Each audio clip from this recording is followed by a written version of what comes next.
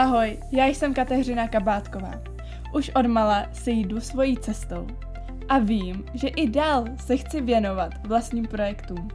Vyrůstala jsem v prostředí, kde podnikání je přirozenou součástí každodenního života.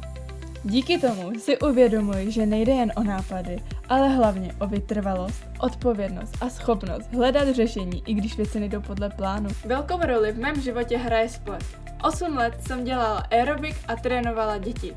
Dnes se věnuji józe, dancehallu a jsem instruktorka lyžování. Sport mě naučil trpělivosti, disciplíně a ukázal mi, že výsledky přicházejí až po dlouhodobé práci. Už v 15 letech jsem začala cestovat sama. Nejprve na jazykové kurzy do Německa, Anglie a na Maltu.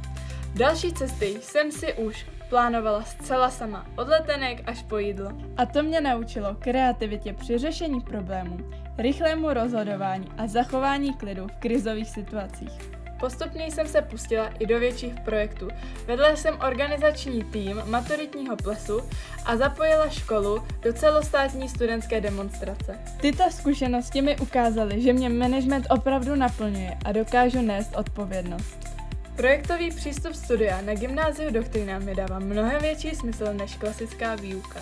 Díky němu jsem si osvojila týmovou spolupráci, rétorické schopnosti a naučila se přemýšlet v souvislostech. Právě proto mě zaujal obor inovativní podnikání. Chci se naučit, jak proměnit dobrý nápad v reálný projekt a jak o podnikání přemýšlet inovativně a strategicky. Věřím, že na tuto školu patřím, protože v budoucnu využiji její potenciál.